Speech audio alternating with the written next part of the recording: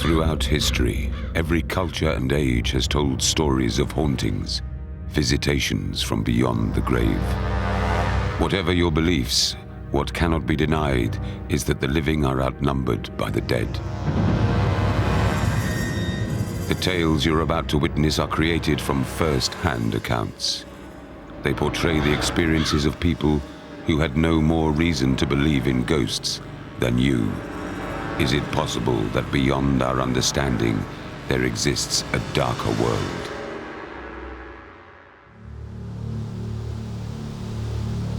Penwith, the most westerly part of Britain, a bleak landscape littered with ancient pagan relics. These monuments from another age have been linked to the dark arts and black magic rituals.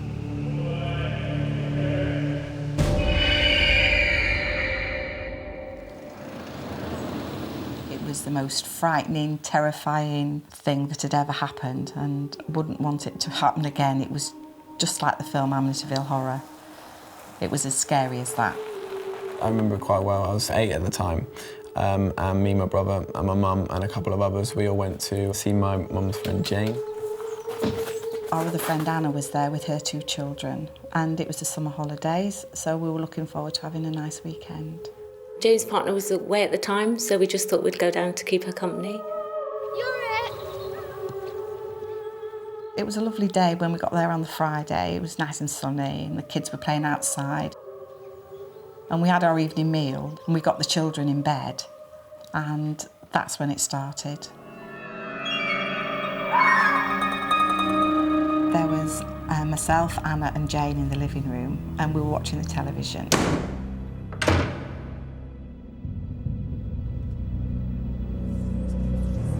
I went upstairs, had a look, and they all seemed fine, fast asleep. We weren't frightened then, we were just puzzled.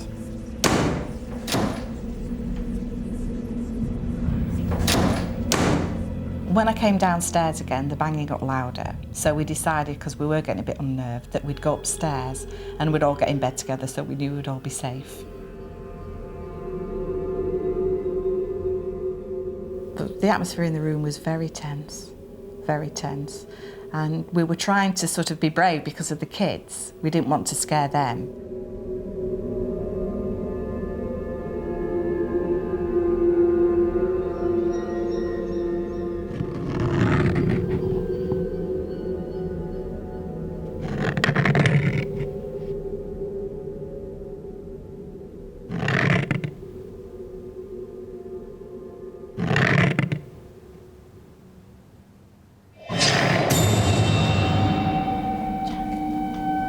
Felt like a nail scratching down my face. It was a red mark, just down the side of her face. It shocked me. I felt threatened by it, and I was scared for the kids. And that's when I decided we should all go back downstairs and all be in one room together. We took the duvets down with us, and we all sort of camped out in the living room for the night. But we didn't get much sleep that night, the adults anyway.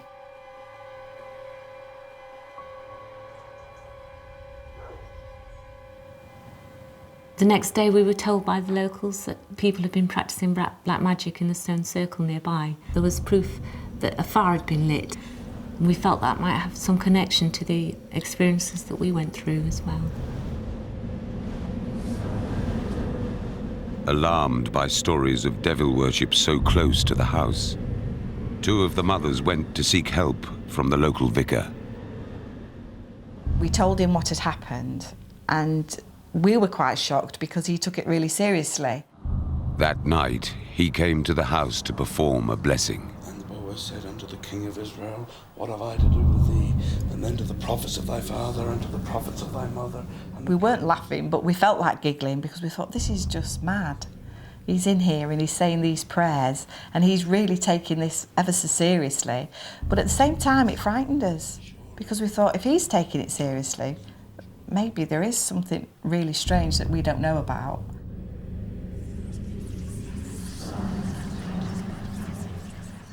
I remember being sat in the garden and seeing walk past the windows. It's like really eerie. When he'd left, we thought, oh, this is great, we can relax. but it was short-lived because what it did was make it 10 times worse. Thanks very much.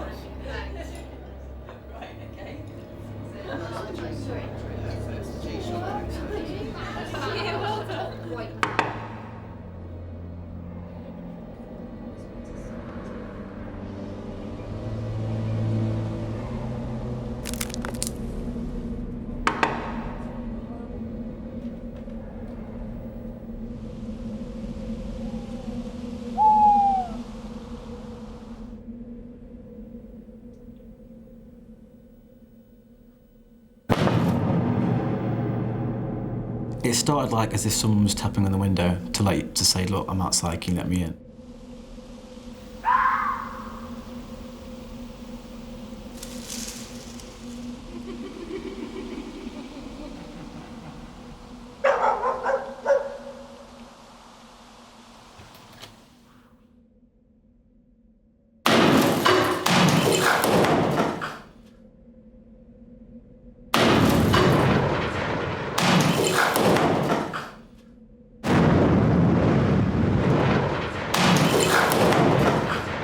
It was as if someone had a sledgehammer and was smashing the side of the house. The whole house was shaking.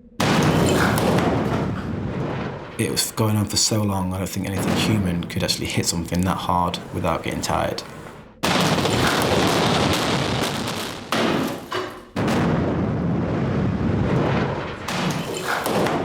I could also hear banging from upstairs, and I thought I better go upstairs and check.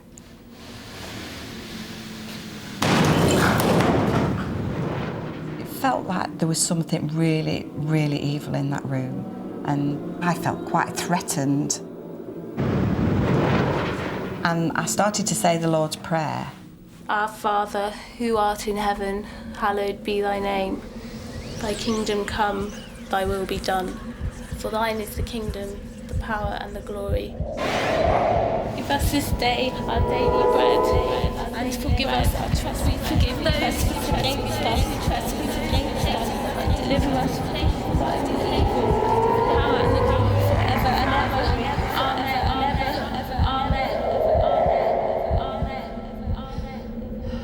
It was a feeling as if you were going to be raped. That's the only way I could describe it, like as if somebody was going to rape you. And it was that scary.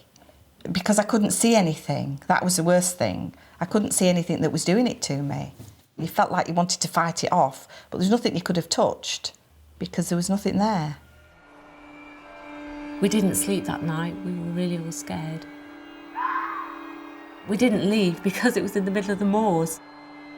There wasn't anywhere that we could have gone either. The next day we just wanted to get away. We were petrified.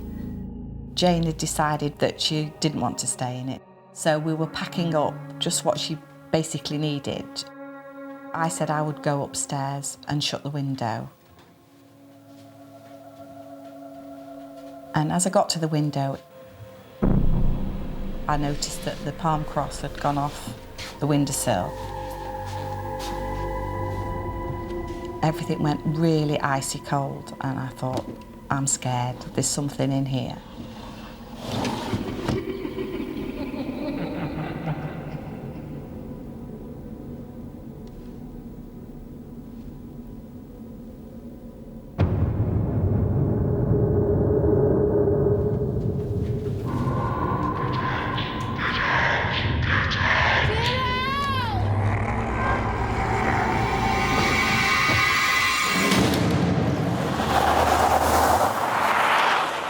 I don't think any of us would ever go back in that house. I wouldn't ever go back in it.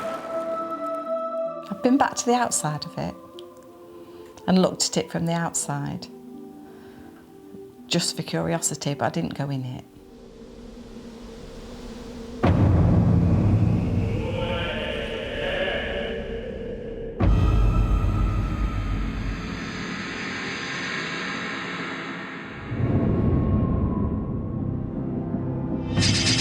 Fobbing, a quiet village in the heart of rural Essex.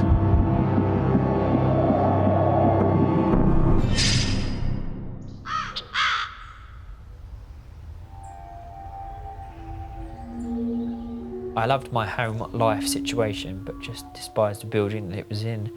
If I was financially viable to get myself and everyone out, I would have. It was just really like a guilty little secret, you know. We only spoke about it between ourselves in this house. The Williamsons had lived happily in their home for 7 years. Then, when KRIS was 17, he experienced something that changed their lives forever. But there was one particular night that's quite etched into my memory for the rest of my life. Quite terrified the life out of me, to be honest. Well, when things changed, it was like coming home to a different house.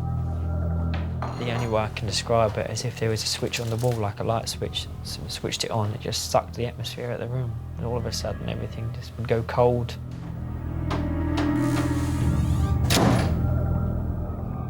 I just thought I'd hit a funny stage in puberty, you know. I thought, oh, hang on, it's all gone a bit crazy. Things you couldn't explain would happen a lot. You'd hear bangings and you'd hear crashings. We've done 13, this is number 13, we've done... So it's your last chance to try. Get your fingers out, try it. Well, give it a go. But I've told you how many people are doing this. It's amazing. They've all got at it, you know. I mean, Bruce came on his little show the other day. Did you see him? Yeah, good evening, ladies and children. It's not pretty bad. It's 2 hours of false. But I was watching a magic program and that is great and so on, you know.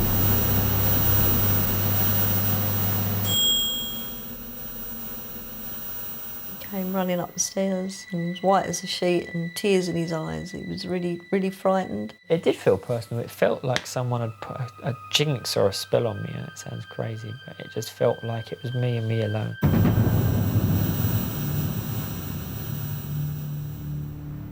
After that night, KRIS reported that the activity around him began to increase until he felt he was haunted on a daily basis.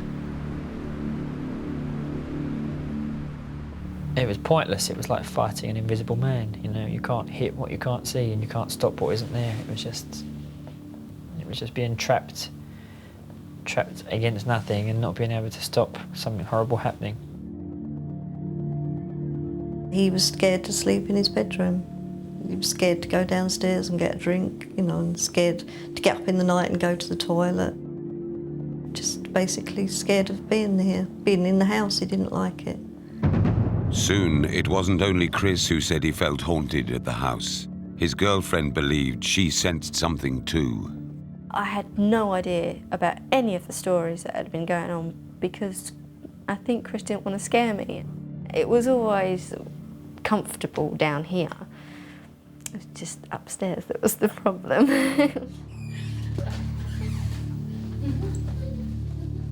The first time I went upstairs by myself, I felt it straight away.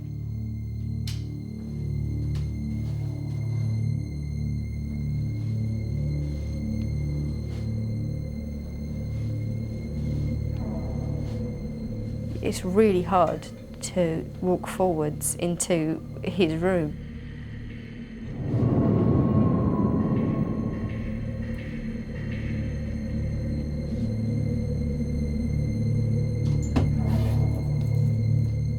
It was like there was someone there.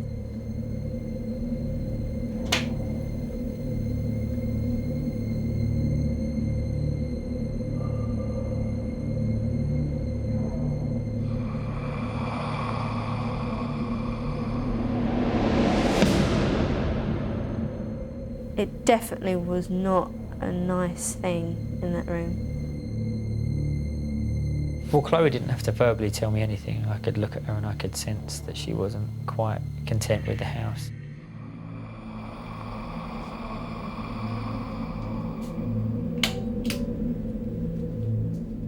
I didn't want to tell her. I didn't feel a need to tell her because maybe it would stop, but it didn't, unfortunately, as she found out.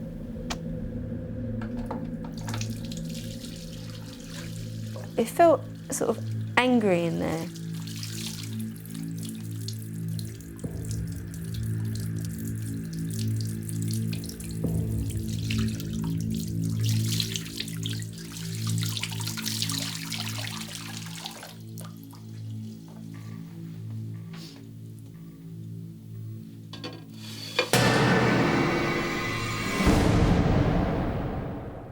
She was actually terrified because we hadn't mentioned it to her, and it was just like bang.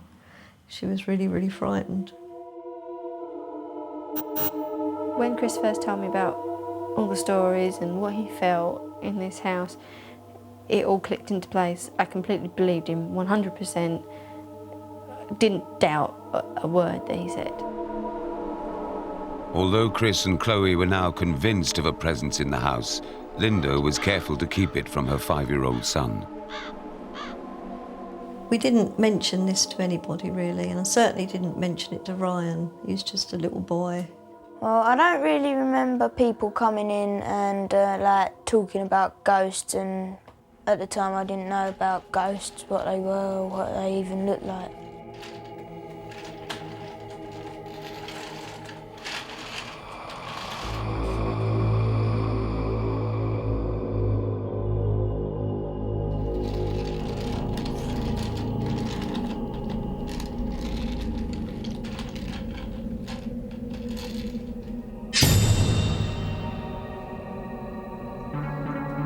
He had a strange face, some black trousers and some black boots. Well, it was so solid looking, I just thought it was a real man. When Ryan actually mentioned it to me, I began to think, you know, that there was something more to it than I'd actually wanted to believe. And it wasn't until something happened to me, and then that was it. You know, there wasn't any doubt in my mind then.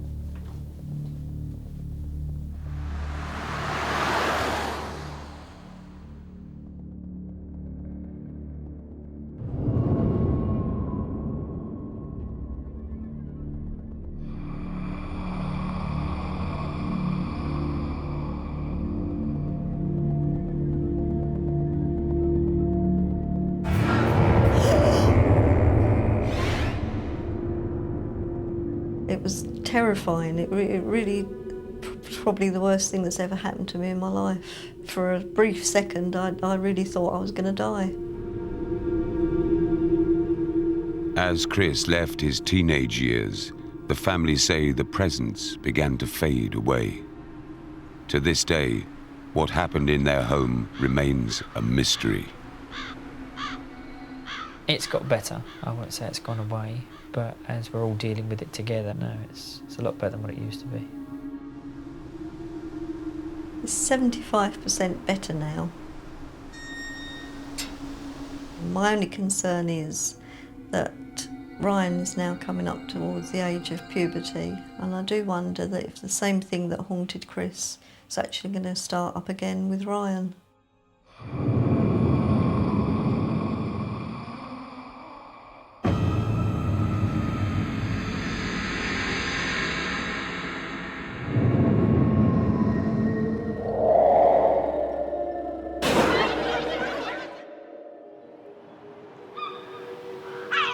Land's End, remote and desolate.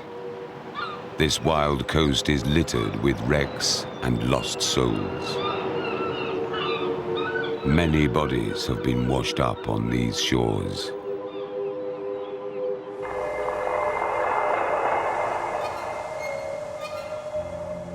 The first and last inn. It has stood at Land's End since 1620. We moved into the pub about 4 months ago, and we was really excited because it's been an ambition, and it was just such a nice flat. Just looking out of our windows, the views are amazing.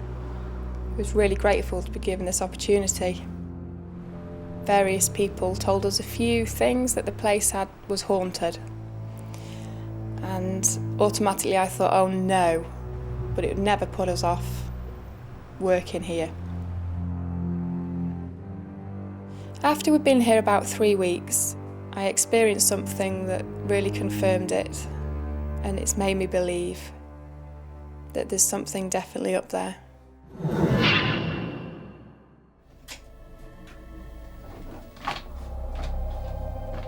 I was fine.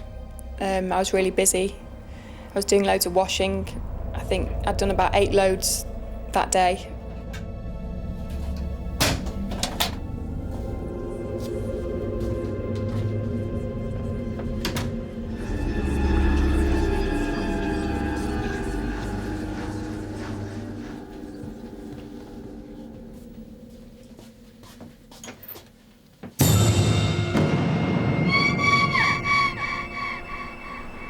couldn't believe what I'd just seen.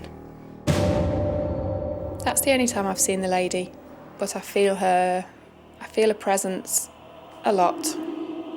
But now I've seen her, it's confirmed it, that she's up there. Laura is not the only one who believes there is something sinister about the pub. I've been a maintenance worker on the site for 26 years, and I've never known anybody to live upstairs and not be haunted. And they often find out the hard way. It's a very scary place. Laura feels her experiences have been tame compared to those reported by previous tenants. Maybe because she never enters the largest bedroom. Neil and Lynn Forster lived in the pub before her, and they did. We were both really excited. It was like first day of the rest of our lives sort of feeling. The whole atmosphere of the place just seemed very welcoming. It felt like home the minute we walked in. The first room we walked into was beautiful. It was just bathed in sunlight, and the sun was streaming in. It felt warm, it felt inviting. And as we went down the little corridor to the other room to have a look at, that was awful. I felt really, it was a lovely room, but I felt very uncomfortable from the minute I walked through the door. Neil persuaded Lynn to move into the largest bedroom, a decision he says he will always regret. The first 3 nights that we were in the room were bearable, but then on the 4th night, well, that just changed everything, and that was probably the most terrifying night of my life. I feel quite uneasy now actually talking about it. My hands have gone cold.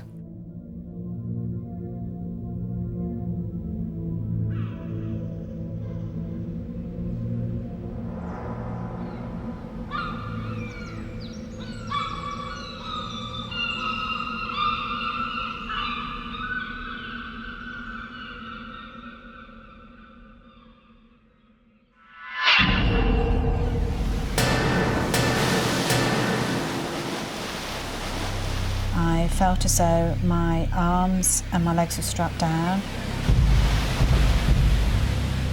Couldn't move them at all. I was freezing, absolutely freezing cold.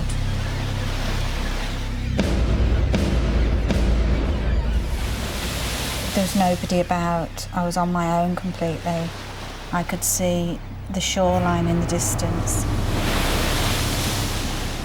As I was almost wrestling to try and get free, there was this woman stood, just watching, just waiting for me to die.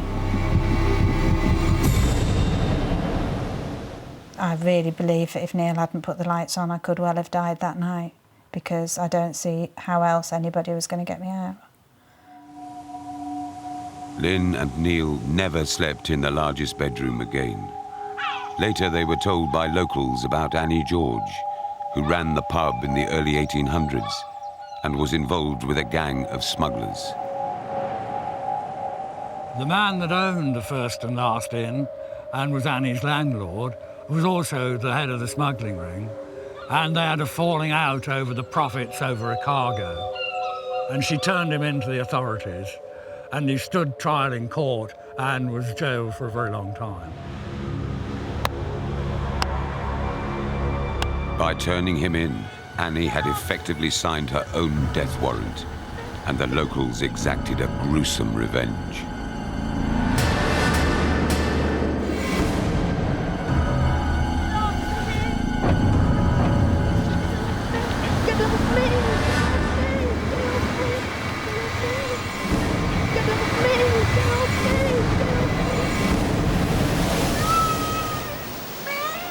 For Annie, of course, this must have been an absolutely agonising death.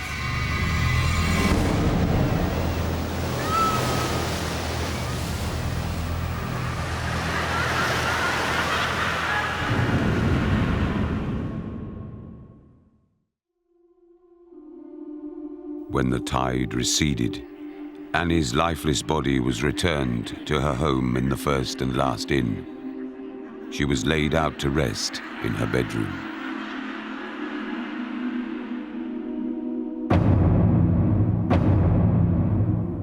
She was taken somewhere and buried within the area, nobody knows where, in an unmarked grave. Annie George died a horrific death and was never given a proper burial. And many believe that because of this, she still haunts her bedroom today. The room upstairs is invariably always empty. People just cannot stay in there. There's just too much going on in there. It just frightens people. It doesn't feel like my room. It feels like Annie's room, and I think it always will. It belongs to Annie.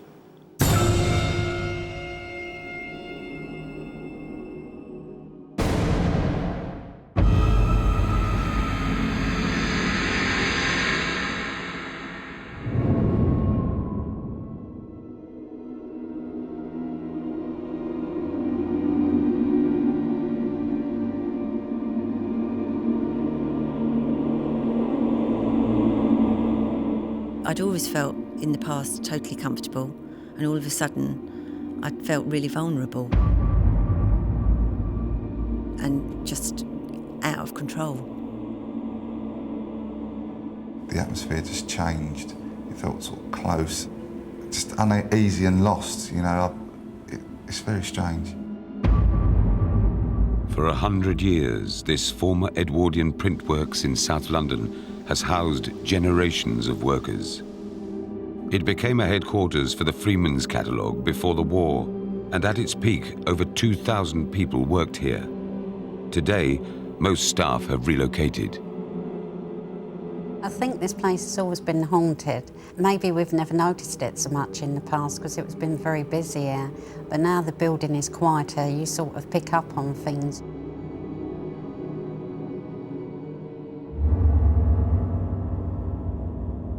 I'd been working here 20 years before anything unusual actually happened to me. And until then, I'd always felt really comfortable. One evening, I was working late. I was on my own.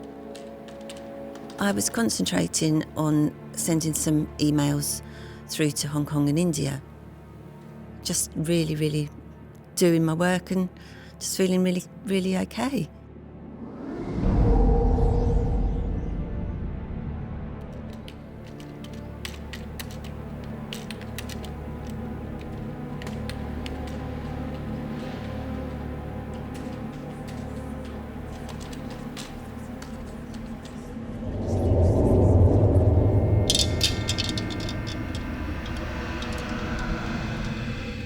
As I looked around, I couldn't actually see anything, but I sensed something.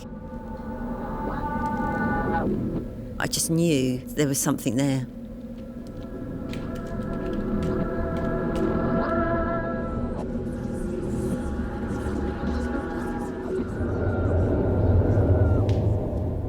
I knew it wasn't right. I went out into the corridor to go to the toilets.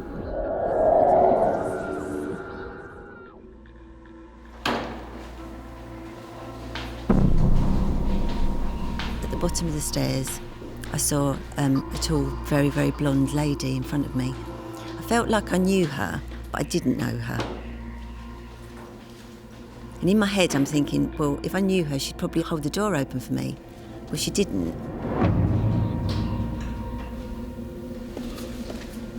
She looked like she'd come from the 1930s, 1940s era.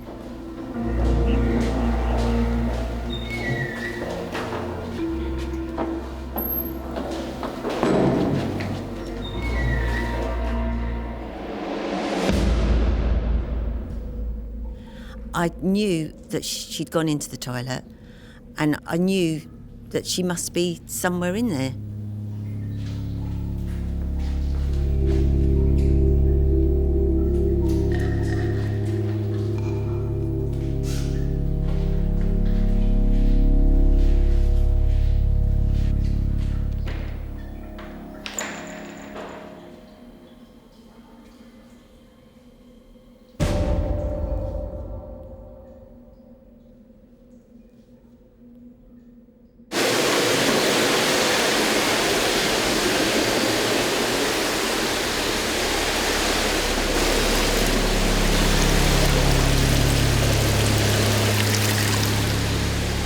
I just thought, well, how on earth have all those taps gone on at once? Because it would take somebody to have to run the whole length of the toilet to actually turn all those taps on at once.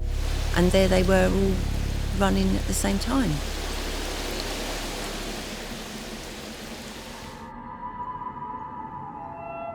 Lynn isn't the only one to have reported unusual things in the building. In fact, there is one area where few will venture.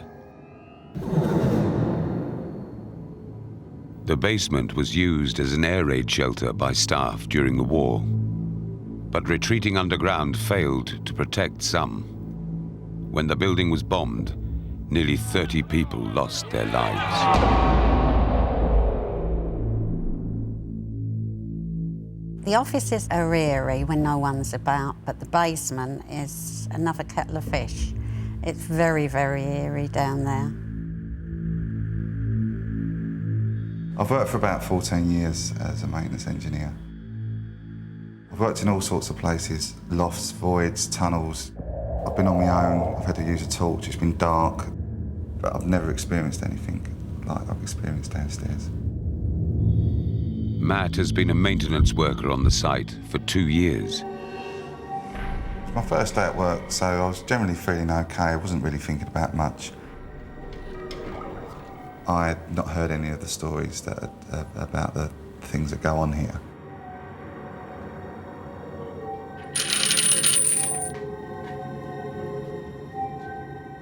It's just literally when I walk down that sloping corridor, the atmosphere just changes. And it's just something about it that you just can't put your finger on.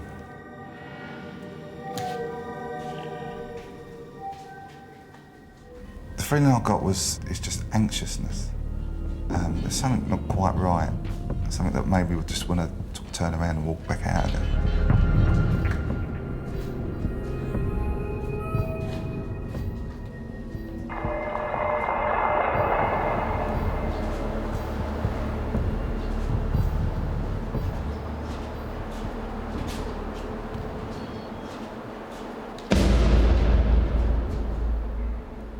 Something was there, and I'm not sure what it was. I was really just trying to concentrate on doing my job, just to sort of get on and do it and basically get out of the basement.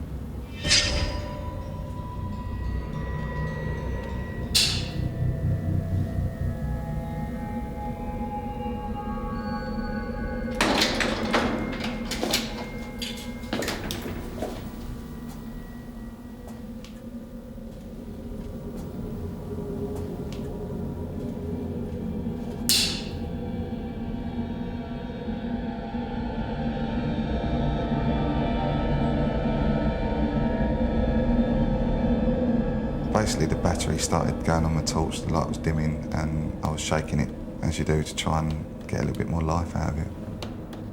Then the torch completely went dead, and I was in complete darkness.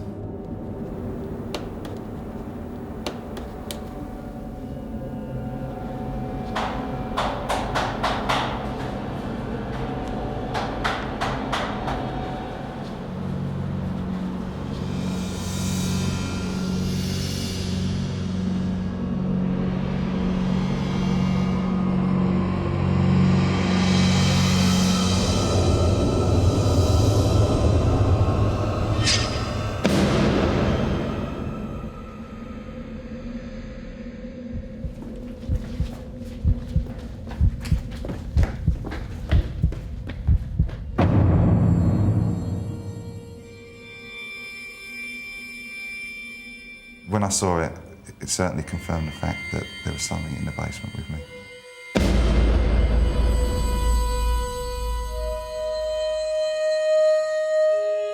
Like many of the staff at Freemans, Matt and Lynn refuse to let their fears affect their work. But they also believe that the building could have more in store for them. I've seen the same lady twice since, and it's exactly the same thing that happens. I go down the basement daily to do my checks, and it still doesn't get any easier. I still feel that there's something down there with me. But I still have to go down there every day to do my job.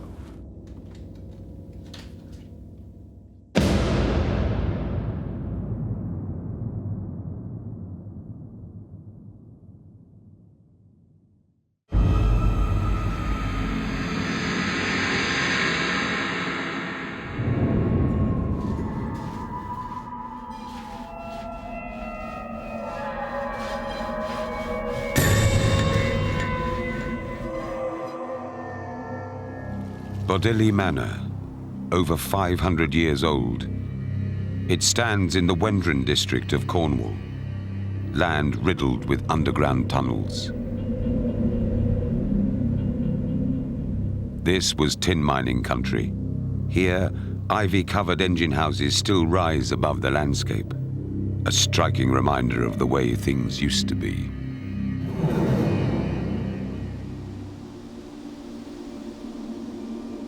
Jonathan Hodgetts bought Bodily Manor 6 years ago. For the first few months, he thought it was just like any other house. When we moved in, we didn't sense anything particular going on. We started to tear out fireplaces, and that's when all sorts of peculiar things started to happen.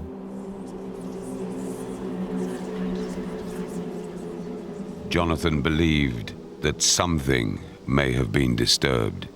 My brother brought this house, which we were all excited about, because it was lovely to be able to come down here and have a few days away, a nice break. Elizabeth came to visit with her 14-year-old son KRIS and his friend David. Well, in the daytime I felt really good, relaxed, you know.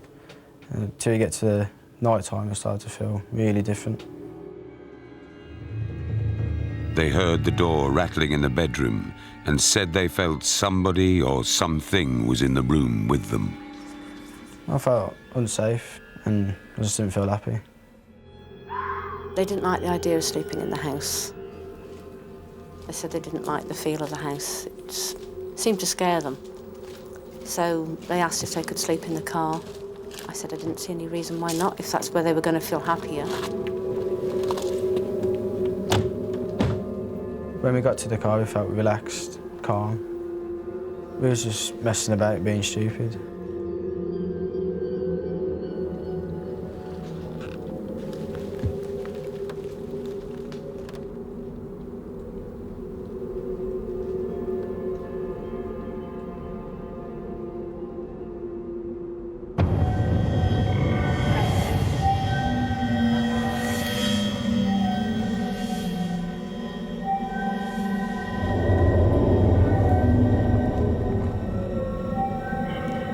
Me and Dave felt scared to get out of the car.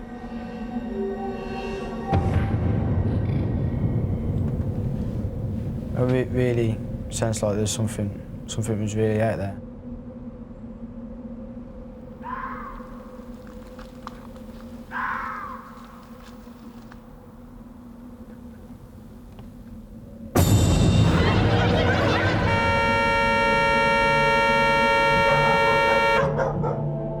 Blasted, and I sort of shot up with a start. I thought, what on earth's going on? And they were just cowering on the floor in the car. They wouldn't look up to start with. They looked petrified. Their eyes were really wide open. The colour had drained from them. They were frightened to death. I was quite shocked when this first blew up, but then thinking about it afterwards, it was beginning to build up a bit of a picture. You get some peculiar smells, smell of sort of burning fire. Often at night time, lying in bed, and you think you hear voices. We get up and come downstairs to turn the radio off, and it is off already. Jonathan started to believe that perhaps the house was haunted. He contacted TREVOR KENWARD from the British Ghost Club Society. He informed me that there were some mysterious happenings, or appeared to be mysterious happenings, going on at Bodily. And was it possible that we could put a team together and come and do a proper investigation? I started to give a little guided tour of the house, and then we started to do a darkness session in the dining room. There was Trevor and myself and one or two others.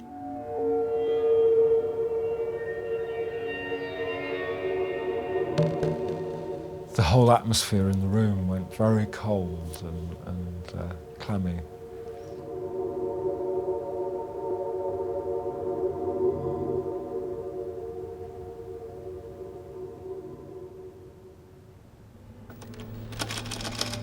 The candelabra began to shake and move and rattle. The next thing we heard was that the big, heavy casters on the bottom of the table were also rattling. We suddenly noticed that the table was rising up off the floor. And the way that people were sat around the room, it couldn't have been somebody at the table.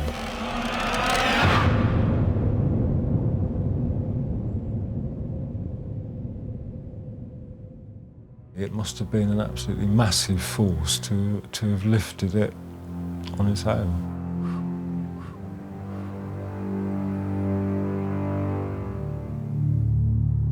A bit later on in the evening, it was decided that the team would move into the lounge for another vigil with the lights out in the dark. We were all just waiting and looking with anticipation to see if anything was going to happen. I remember hearing Trevor say, "Oh, look at the fireplace, something's happening."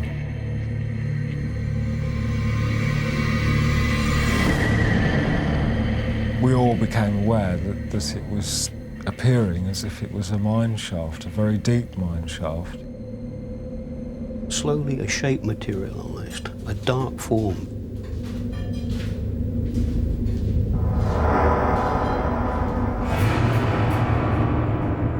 We were convinced that it was a miner.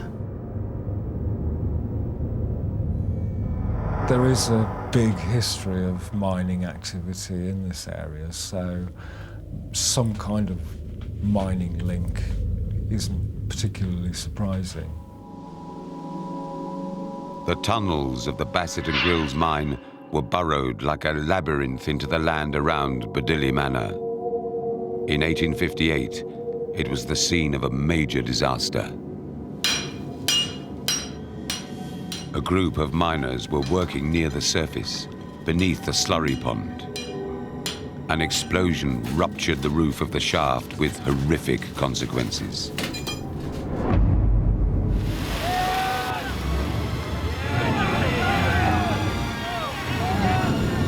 Trapped underground in the darkness, there was no time to escape. They drowned in a sea of choking slurry.